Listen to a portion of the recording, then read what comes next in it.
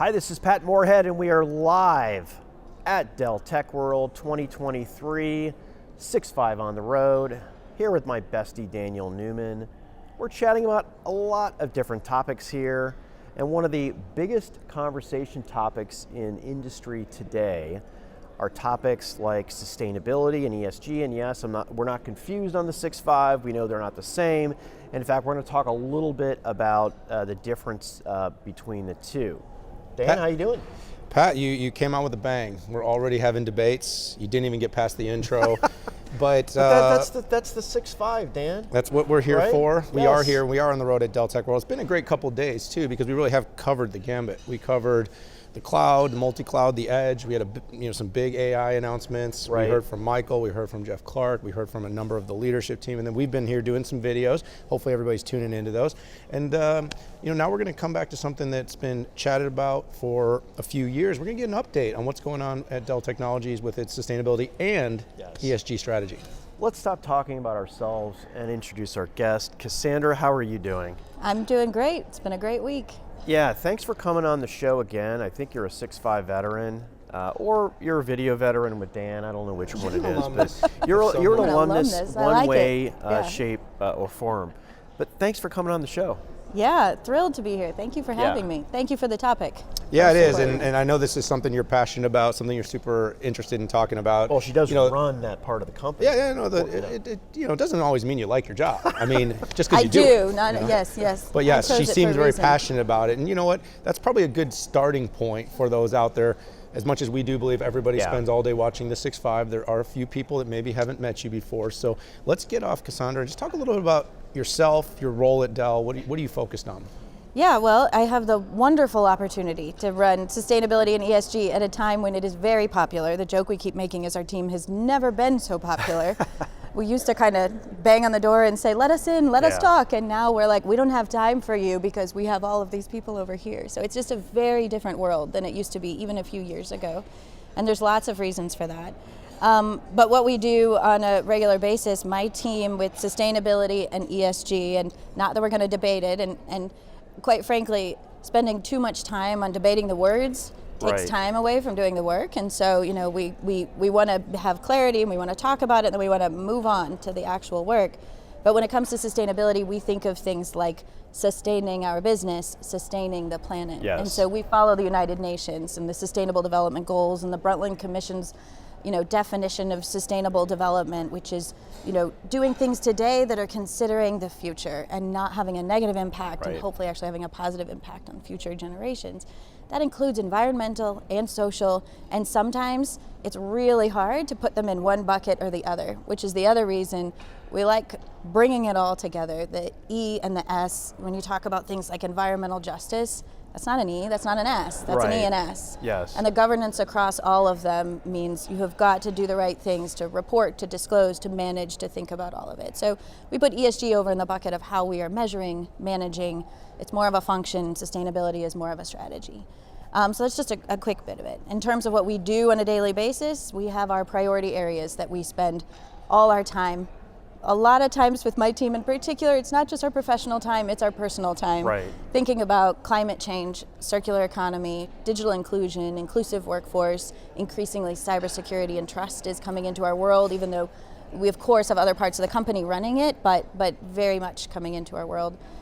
The other thing we work a lot on is reporting. So all of the regulations coming our way from a environmental and a social standpoint in the US and the EU in particular, there's just a lot of preparation to do, a lot of data, a lot of getting ready for what that's going to mean. Similarly, from a customer perspective, customer demand is skyrocketing. Yeah. It used to be, hey, can you talk to us about this? Can you think about this? And now it's, I want it this way, and I want it now, and I want data, and I want new products looking like this. So it's just a very different world. So we spend a lot of time on that.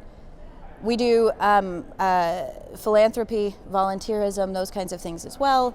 We do social innovations. We actually have projects that are all about how to use tech for good. And then we run signature programs. So if you've heard us talk about Girls Who Game, Student Tech Crew, Solar Community Hubs, and our digital life care program in India, or our pro bono program, those are our 5 signature programs. So we run those as well, and they are absolutely, intended to make the world a better place, but we're increasingly see them be great customer and partner collaborations as well. So we're also, again, seeing some business value in things that were very traditionally solely philanthropic in nature. So let me ask, so each company is different and they have different, I mean, they manufacture things differently. They might not even manufacture anything. They might be a services company. I'm curious, what are your customers and partners most interested in right now? I wish there was actually just one thing. So it runs the gamut. It actually, just like every company, you just said it, every company is different. So every one of our customers is different. They're in a different place in their journey. Some of them are saying, I just need to report for the first time. I need your greenhouse gas emissions because you're in my scope 3 and I want to report on that. Others are saying, hey, I'm sitting in France and I need to buy refurb product from you and I need it now. What do you have available? What can I buy? Because there's regulations increasing there. Some of them are saying, I want to partner with you and create something entirely new. Like, let's jointly innovate on these issues, on environmental and social issues. That's why I say it, the demand is increasing so much because they want everything from data to partnership to shared innovation to just learning from us. We get a lot of that. Some of our customers are also our suppliers, so we also get, a good bit of pitches. Hey, why don't you buy this from us? And, that kind of dynamic that we have sometimes as well. So it's a lot. Yeah. So talk to us a little bit, because I get, it sounds like you've got the kind of what I would call ESG sustainability supply chain. You've got the framework, you've got the whole kind of life cycle. Dell has a massive partner ecosystem and a huge employee footprint, and you're constantly thinking of different ways to achieve this. I'm on the record saying this a lot. Over the last year, we went from a couple of years where it was very much a marketecture to talk about ESG and sustainability. Every company was talking about it, every company had a story. Every company was the best at it. Every company was doing the most and the best, and of course. And then what happened, I think, was 22, the end, the economy, late 21, 22 slowed down, tech slowed down, the endless money, interest rates started going up, free money went away, inflation is here. Now companies are kind of changing to a bit of a survival mode and, obviously survive and thrive. But you heard a lot of companies step away from it. They stopped talking about it. What I keep saying on the record is people want to hear about results. They want to understand, how do we measure? So all these things you're doing, can you share a little bit with us about how do you measure it to make sure that the story is being matched with the outcomes? Yeah. Well, one thing I want to say just about kind of how this has evolved, and having worked in this space for a while, I have watched it do this. I have watched, we don't have any money anymore. Environmental work, you sit back. Social work, for sure, you sit back. Like, come behind environmental, that has happened. What's fascinating this time, it's not slowing down. And we expected that it would. But just like the customer demand, again, because of regulations, because of those things, it is only increasing. So from a measurement standpoint, one of the success measures, and we can debate whether or not you would consider this success, but I consider this success. One of the success measures we have internally is we track our customer inquiries, and the varying levels of customer inquiries that we get, we are watching them continue to exponentially go up, and I consider that success because as the market goes down, as the economy goes down, interest in environmental and social work is going up. Similarly with our employees, our number one employee resource group is our Planet group. Half our employee population is in our Planet group, and they're becoming very vocal. I consider that a success measure, that many people are interested and participating and active. From measurement and transparent reporting, specifically on our goals, of course, we have our ESG report, and it's actually going to be released at the end of June. And this week, I'm supposed to be doing some review that I got to find some time to work on because it's about to come out. But we are going to release our progress. So, of course, against our goals, we're going to show our progress against every single one of them. We're actually refining and streamlining them because, again, this world is evolving so much that we're getting much, much better about how do you measure this? How do you quantify these kinds of things? How do you audit, validate, verify in a way that it's a much more, more along the lines of how you would do financial reporting. So we're working towards that. So our report is definitely the best way that, we measure our success. We hold ourselves accountable to it in a big way against our 2030 goals. The last thing I would say on that is some of it is certainly the things you would think, the environmental kind of things, in terms of, our take back and, packaging and all of that kind of stuff, our climate action. But we also have a metric that's around improving 1 billion lives through digital inclusion. And that's a really powerful one that, sometimes we can get lost in the number and we can get lost in the data, but when you have these stories and you have these examples and you can actually see a human whose life has been improved and they're no longer sick because they have access to healthcare they didn't have, or a child is learning and has access to education that they didn't have before, that is success. And all the other stuff is really important, but it's a side gig. That's the stuff that moves people and is why we're doing this.